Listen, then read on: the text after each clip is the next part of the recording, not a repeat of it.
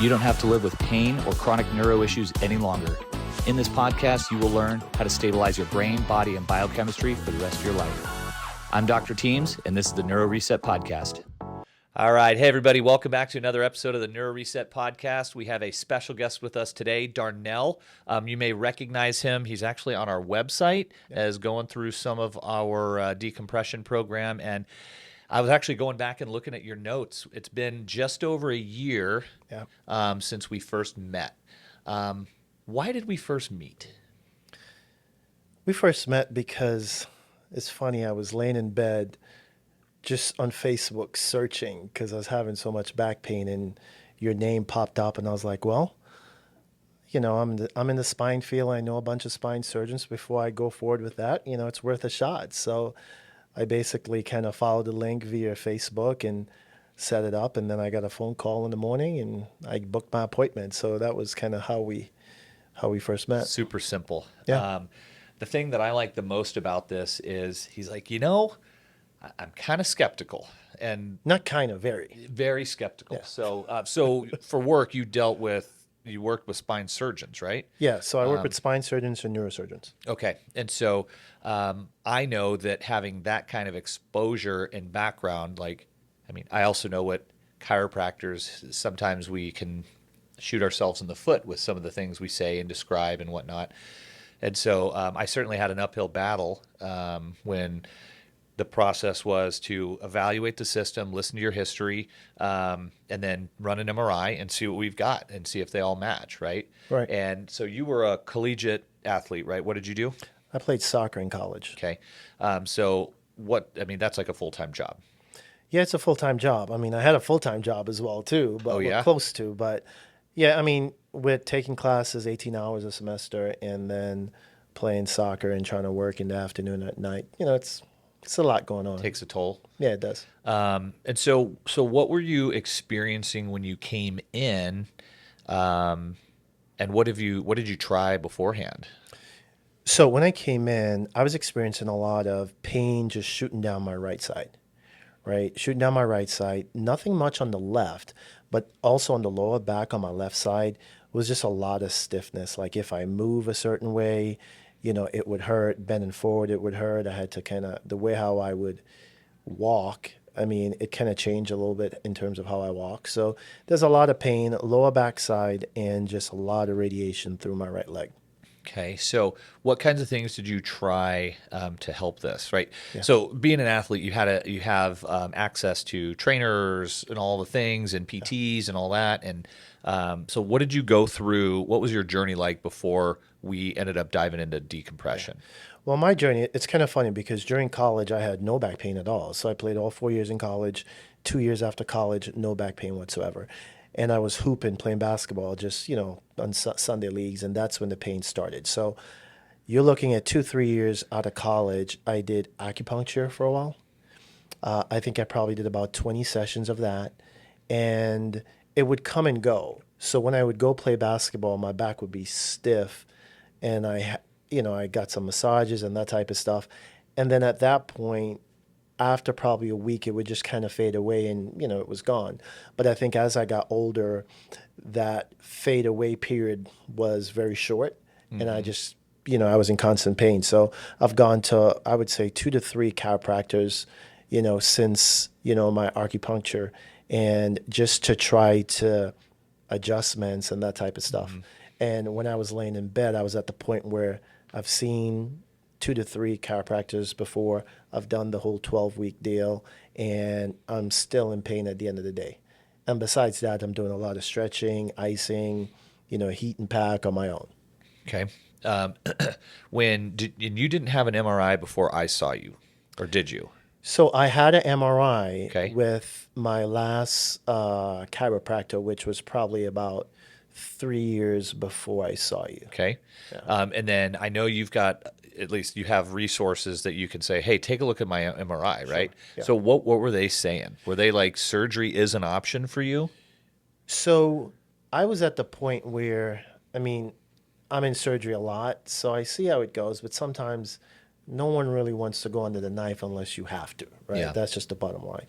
And so I call up 2 of my spine friends. I'm like, look, I'm going to take a MRI or X-ray, whatever you think I need, and I'll send it to you, and I'll come see you in your office. And that's what I did. And I had two guys who said, look, at this point, because I walked in fine, right? But once again, it's like depending on one day's no pain, if I go run or exert myself, then, I'm in pain for a good 2 days, right? Mm-hmm. So they looked at it and they said, look, I would just try to manage this where you could ice, stretch, heat, and pad, because there's times where you're in pain and there's also times where you're not in pain. So they felt like, hey, we could do surgery, but you still may have some other options because you never know what you get outcome when you go into surgery. Yeah. Right. So the juice was not worth the squeeze at that point. Correct. So I can't remember off the top of my head what you were dealing with. I think it was one level, maybe 2 levels of disc bulging, no herniation, right? Right. It was no herniation, but it was bulging disc, and I think I had a ruptured disc in L4, L5, something like that. So that's where, sometimes if I sleep bad, I would be in pain, right? So I was just at the point where I'm like, once again, I did not want surgery, but I was at the point where I was in so much pain, I'm like, man, I got to figure something out. Yeah. So it's, I know that chronic, annoying like pain, you're like, God, this damn pain, right? And it's just, yep, that's it. I know from talking with so many people, and I've had my fair share of pains. I've had fractures in my spine, and like that was a number on me. But it's the no rhyme or reason for stuff. Right. That's the one that seems to drive people freaking bonkers. Yeah, it does. And especially when, like I played baseball, I played football, I played golf, like I still play golf, and you were a soccer player. So like you're no stranger to physical activity, but like generally we heal pretty quick. Like, and you're doing all the right things to keep yourself in shape so that you don't have pain. So like, why the hell am I still in pain? Correct. And the thing with, when we're talking about disc injuries, and I think we walk through a little bit of the education because you already know like discs don't heal quick because they have such a bad blood supply. And the stuff that you were dealing with, I'm going to just say, let's say we had an annular fiber tear. Okay. So what Darnell was not dealing with was like, if we talk about the disc as a jelly donut, like the middle part of that jelly donut would be the nucleus. Okay. And the piece outside of it that keeps the nucleus in is like the fibers of the disc. So when we compress that, it's going to come out somewhere. Yeah. Right. And it generally comes out back to the right or back to the left or straight back. Right. And that's when we tend to get the irritation on the nerves, where we get stuff down the leg. Generally down to the knee, I don't think of as bad. Depends on where it is. If it's kind of on the inside of the leg, that's really bad because that's a higher nerve. For you, that L4-5, you should have stuff down the leg all the way if that nerve is really irritated. So it's kind of like an in-between, right? Where it was irritating the nerve sometimes, but like other days you'd be like, hey, I'm totally fine today. Yeah. And that's, just going through some of that myself, I know how bizarre that is. You're like, I did this yesterday and it sent a zinger. Today I do it and I feel great. Like, what the heck is going on? Yeah. And so there's also constant pain too, but it was mild. Yeah. Right, little aches and stuff like that, but you could deal with that, right? Mm-hmm. It's just the flare up that once it flares up, it was bad. Yeah. So describe what your kind of like what our process was like. What made you say, yeah, let's give it a try? I think I tried so many other things, right? So, and one thing that I, to answer your earlier question that I did not say was I also did hot yoga. So I did hot yoga. I was doing hot yoga 3-4 times a week. Mm-hmm. And it was helping, stretching. It felt better, but sometimes it would also act up. So I think I was at the point where I tried so many different things and I'm like, well, what else can I try? Right. And as I said, I was on Facebook at like 2 a.m. in the morning, couldn't sleep. And when I read the entire post and I saw a couple of videos, it just made sense to me that, okay, if someone could not touch you, because I think you have this in your online, where before I even crack you or adjust you, let's kind of figure out logistically, how does your back look, right? And from a methodology standpoint, it just made a whole lot of sense to me. Why would you adjust if you don't know what you're adjusting? So that's kind of piqued my interest. Mm-hmm. So I was like, you know what? I've got nothing to lose. I could go there. If I don't like it, I just don't like it. I just won't go. I would just go back. And that was my thing. And then our first meeting where you kind of explain, okay, I don't know what's going on with your back yet. I'm not going to touch you. I'm not going to adjust you, but let's get an MRI. Let's just kind of see. And depending on what I see, then there's going to be the next step. So for me, like the hook, if I would say, was just the way how you laid it out, saying, okay, these are the things we're going to do, but I still need more information to make sure I'm working on the right part of the anatomy, which is L4, L5. And I think from there, I got the MRI, I came back, and when I came back, you said, okay, this is what I'm seeing. This is the ruptured disc or the bulge disc. This is what we have to open up in order to let that bulge disc go back where it can be and create the space for the blood cells to attack for the healing process. Yep. So it made a whole lot of sense from that standpoint. And then from there, we just kind of set up the pathway of the sessions and what I have to do. And do you remember last year when you went, I think it was Mexico? I know. I just came back. I do it every year. I just came back. Okay. So I came back last week. So it's it's June. a year. Yeah. So it's June. Yeah. So we had started on May 1st. That was your first appointment. Correct. And I didn't check the notes, but I'm almost positive you had a really good response after your first day. Yes. And you're like, all right. I know you were trying not to get too excited, right? And rightfully so. Like we can't help everybody, but when we do, like we help them a lot. You know. And so we started on May 1st, and your trip was middle of June? Yeah, it was middle of June. So it was about 6 weeks or about halfway through a treatment program. Correct. And I remember you were feeling pretty decent when you left. And then when you came back, you told me what types of activities were you able to do while you were in Mexico? Yeah. So it's funny because I did the same activities I did last week, the year before. So back to Rocky Point, we did some hiking, we did some jet skis, we did some banana boat, we did some volleyball, right? And I was very cautious because I was 6 weeks in because I didn't want to hurt myself. So, I mean, I did some of the stuff, and I was like, man, I'm not feeling as much pain as I was before because I was 6 weeks in, and I just wanted to see it through. So I was impressed. I'm like, well, 6 weeks, if I go through the entire process, how is this going to feel? So I came back from Mexico last year. I'm like, okay, because I was at the point where I could not keep saying, well, I don't believe, because I'm not in any pain. But I was still very skeptical as we went through. And when I came back from Mexico, I'm like, okay, I'm feeling good. Let me just It was carry funny out the because problem. you're almost like a little cocky when you came back. You're like, dude, it was like easy. It was pretty funny, but I was like, okay, it's like still like, let's see how this week goes. Like make sure that you're not going to have like a delayed response or anything like that. And that was just awesome. Like I know for the most part, we kept kind of pushing and you kept feeling better and better and better. And then something that I noticed with most cases is the same thing that happened with you. So through the program, I think you were doing great. Like right the week before we were done, you had a flare. Yeah. And I don't know for sure if it was a disc flare or if it was just like a musculoskeletal flare. I think looking back, I would assume that it was probably musculoskeletal. And then busy. I think you changed work and you're in and out of town, so I didn't see it for a couple months. Yeah. And then we get a phone call like, hey, I think I might need surgery. And I'm like, what? Yeah. Like, what the hell happened?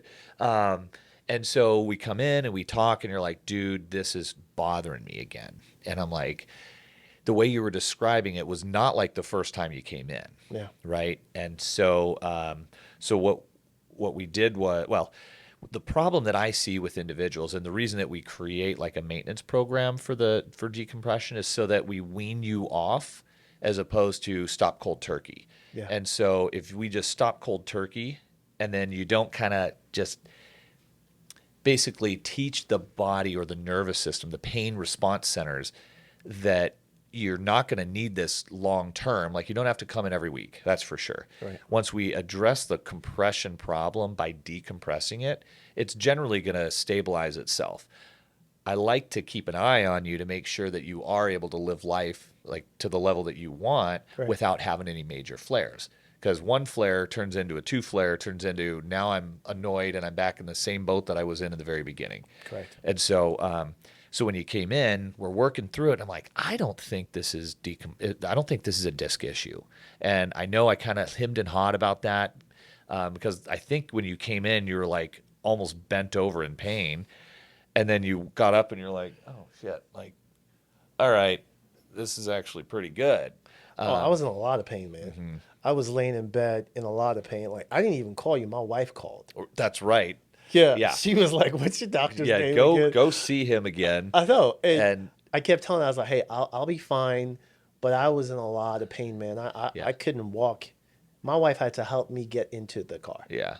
I remember seeing you in here, you're like hobbling, half bent over. Yeah, because it's funny because I sat on the chair at your office, and I could not literally sit down. I don't know if you remember, but I was on the floor on all fours when you say, hey, let's get up on the table to roll me over. I was on the floor on all fours, and then they rolled me over so I could stay flat. It was that bad. Yeah.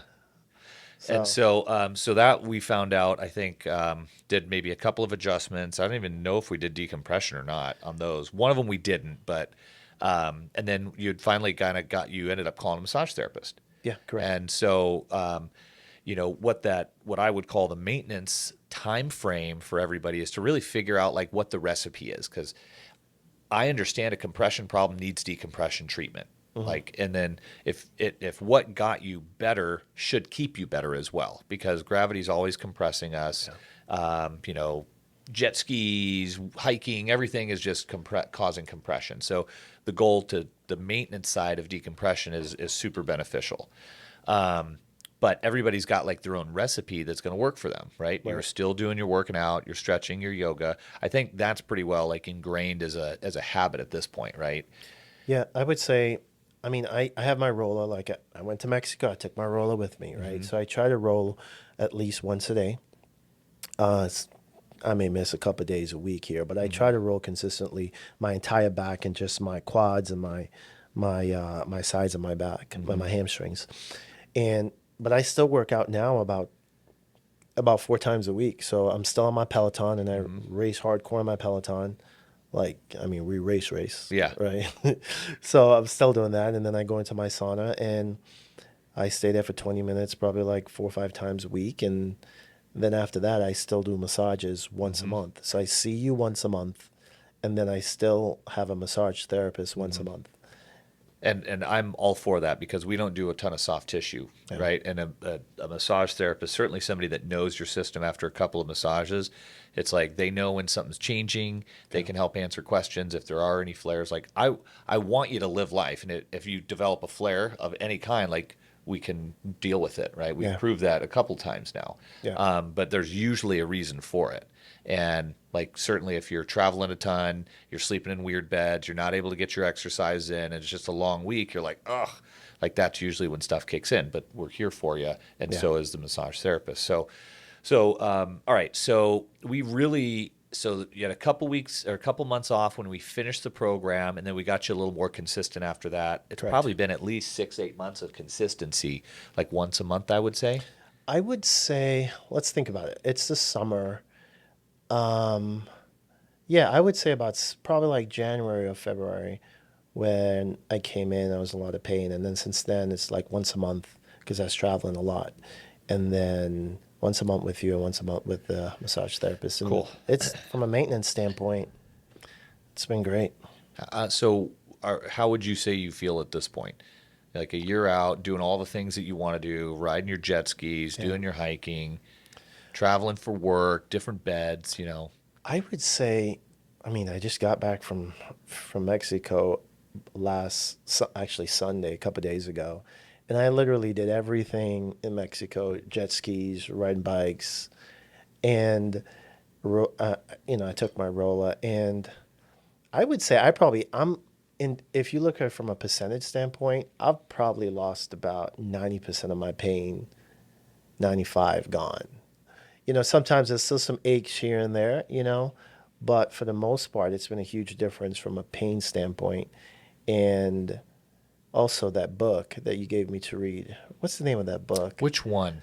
Was it the skinny one? Was it? The little white one. gosh, Just the I'm way having how a brain fart. you change your thought process too. Yeah, negative self-talk and how to change it. Yeah. Yeah. So, I kind of incorporated that as well too. Well, and we had a big, gosh, what was it? It was towards the end, middle to end of your treatment program, and you were making the comment, you're like, I'm finding myself like preparing for it to hurt when I'm getting up out of a chair. And so I'm like bracing, you're like, Yep. you're bracing on your arms or whatever you need to do. And you're like, wait, why am I doing that? You said that. Yeah. And that's when I was like, hey, maybe this book, like it just teaches you how to change like a chronic pain mindset, Yeah. and that's, we talk about that with a lot of cases. It's hard to think like that when you're in pain. So as you come out of the pain, that's really the time to start talking about it and making those changes. Generally, I mean, technically you should do it long before that so that you assume that it's happening before it ever happens, right? Yeah. And so that's just going to change the whole neurological structures, pathways, chemicals, and descending pain inhibition to those areas, right? Yeah. But that's cool that you bring that up. Because I honestly think it helps. Like, I honestly think it helps. But also on the flip side, too, if someone's in pain, they're in pain, right? So sometimes they're not going to try to change their thought process that I'm not in pain, right? So, but it just kind of helped me think differently. My thought process was a little different after reading it from a positive standpoint. And, to the point where, I just jump out of the chair. I'm not even thinking about if it's going to hurt. And then it became so much of a habit that jump out of the chair, jump out of the bed, and it just doesn't hurt, and you just don't even think about it. You just go back to where you were before. Like it's weird that there's pain because you're expecting there to be no pain, as Exactly. opposed to expecting there to be pain and you're surprised when there isn't any. Correct. Right. So, has this is your wife happy that you made the call? She was happy, man. I was in a lot of pain, man. Like when she drove me down here, I can tell you this, man. I don't cry that all. I was in tears, man. Yeah. When she put me in the car and I drove down, and my kids were in the back, I was in tears, man. She's like, "Are you all right?" I'm like, "I'm fine," but I was in pain, man. So I mean, I was happy she made the call. It definitely helped, and we found a solution, and I'm back and running. Awesome. What would you say to anybody that's out there? They've tried all the things, the injections, and they're considering surgery. What would you say to them? I would say, I'll put it like this. If you're looking at different options, and if you're in a lot of pain, I understand why you're looking at options, right? I understand where surgery could be an opportunity for you to say, hey, let me fix the problem that I have. That's what surgery really is, right? And me being in surgery all the time, for some people it works great, right? I was at the point where if there's another option that I could try without going under the knife, then I'm going to give it a shot, right? You could start the program. I mean, you could come in, and if it doesn't work, it doesn't work, right? Yeah. It is what it is. Yeah, you're in the same boat that you were before. Exactly. That's how I look at it. And for me, I said, hey, let me give this a shot. And even though I was probably your biggest skeptical patient. Yeah. Right. Yeah, by the way, that's the best part about this whole thing. Right. He was the biggest skeptic. Right. But I think just give it a shot and see what happens. And if you get some relief from it, then you take a step back and you say, okay, should I continue or should I not? Or do I go a different direction? But to me, it was worth a shot. And I'm happy that I did it because, once again, I don't want to go under the knife. Yeah. Right. So it's worth a shot. Awesome. In the end, is it worth the investment? I think so.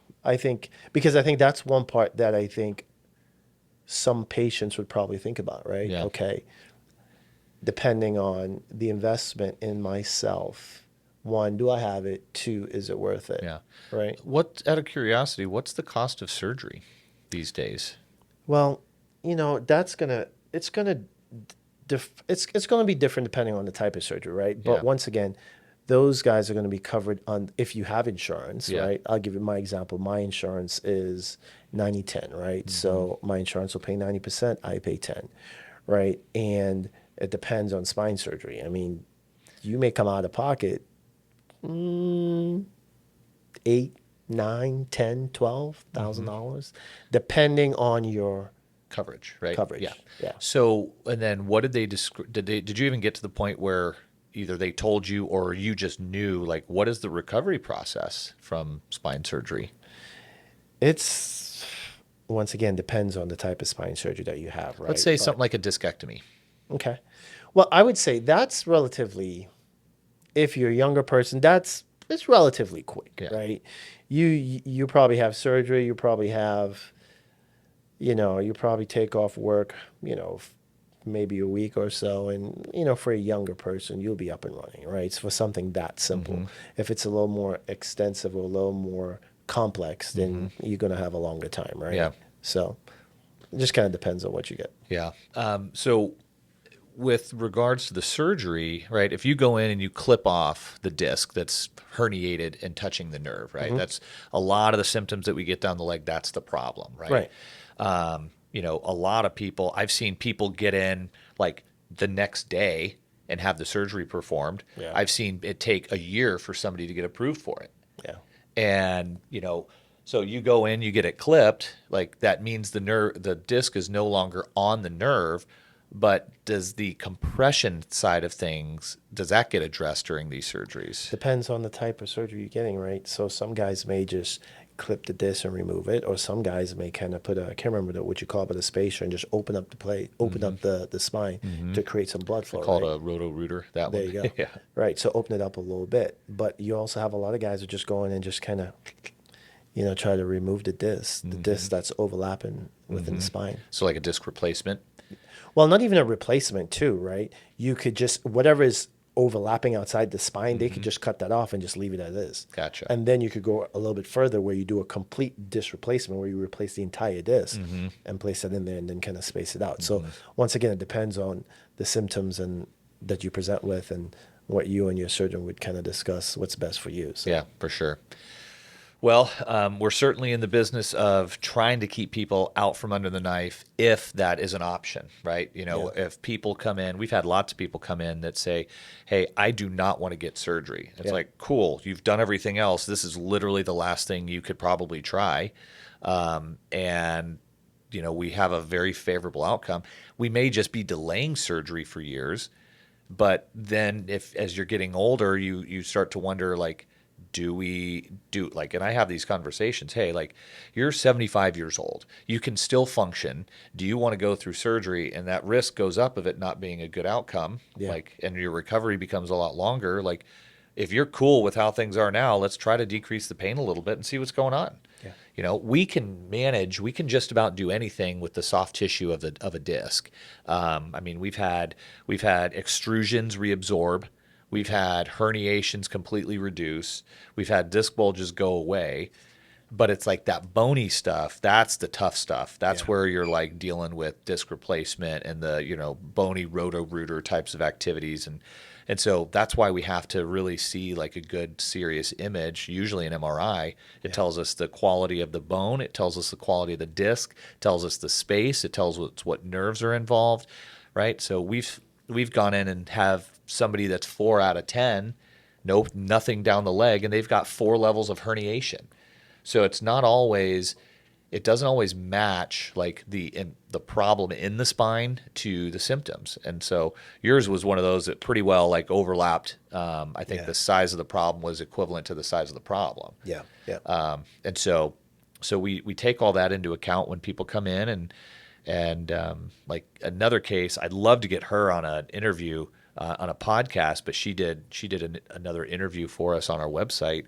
She stayed in town for 3 months over last summer. I think you probably ran into her, but we did a whole neuro and decompression program on her, and we had to help her fall back in love with her back. Right. And like, it was crazy, like the kinds of changes that you can have, call it like positive self-talk, but she didn't have any hope that her pain was going to reduce. So we started getting her out of pain, and then all of a sudden had this conversation about changing her relationship with her back. Yeah. And then she was finally open to it. So every case is a little bit different. We've got a lot of tricks up our sleeves, a lot of tools in our tool chest, but we also have a very specific type of tool chest. So if you've got a problem that we can help you with, we'll tell you. Yeah. And if we don't, we know guys that know guys, and we'll get you referred to the right place. So yeah, and I'll tell you one thing too. I think a lot of folks, when you've been dealing with pain, these folks that probably show up, it's not like, hey, this just started 6 months ago, man. A lot of patients may be in pain for 3, 4, 5 years, right? So that's the mentality of it's just painful, always in pain. Nothing has worked. I don't expect this to work, yeah. Right? And I get it. Like, we're kind of fighting an uphill battle on our end. Like, our job is to try to convince somebody to get them to the point where they can at least give it a shot. Well, and that's the toughest part. Yeah, and I would tell you this. I think it's all about education too, right? Because if folks are not aware of the service that you provide, right, and they probably go to see a surgeon for whatever reason, some surgeons may say, hey, okay, you know what, based off what I see, based off what you present with, then this is the option, right? And they go ahead and have surgery, right? Now, that's between you and your surgeon to kind of figure out what's best for you. But I think if folks are not aware of the opportunity that they have here, then they'll probably bypass this and, go find another solution. So I think it's all about education as well. And as you said, sure, it could prolong surgery, right? Where you may have to have surgery later down the road, or you may not have to have surgery at all. So it's just education. Yeah, for sure. Well, anything else that you want to share with anybody out there in listening land? I would say, if you really look at it, you said May 1st is when I walked in here, right? And there have been bumps and bruises along the way, right? But there's always been a solution throughout. And in terms of feeling really well and then having some peaks and valleys and being able to do some different things, physical therapy and all that type of stuff, kind of got me back to where I should have been or where I wanted to be. Mm-hmm. And you look, it's, more than 12 months and I'm sitting here on a podcast talking about my experience, right? And I've been feeling really, really good over the last 12 months. Mexico is a prime example of all the stuff that I just did last week, mm-hmm, right? Compared to what I've done, and we go every year. So I think it's a matter of education. It's a matter of, hey, give it a shot. It's worth it. If it does not work, then you probably go back to the same solution you're thinking about before, if that was surgery. But mm-hmm, just give it a shot and give it 100% and see if it could really help you. It definitely helped me. Awesome. Well, thank you so much. I know you're a busy guy. You're probably fitting me in between appointments here, and I appreciate you giving it 100%. Yeah. I appreciate you calling me when you had a problem, and just allowing us to be part of the solution that second time around. Working together to find that recipe that works just for you, and knowing that if you're not moving in, like, we're a resource for you as long as you're around. So I appreciate that, giving us the shot, and we were able to come through for you. So thank you very much.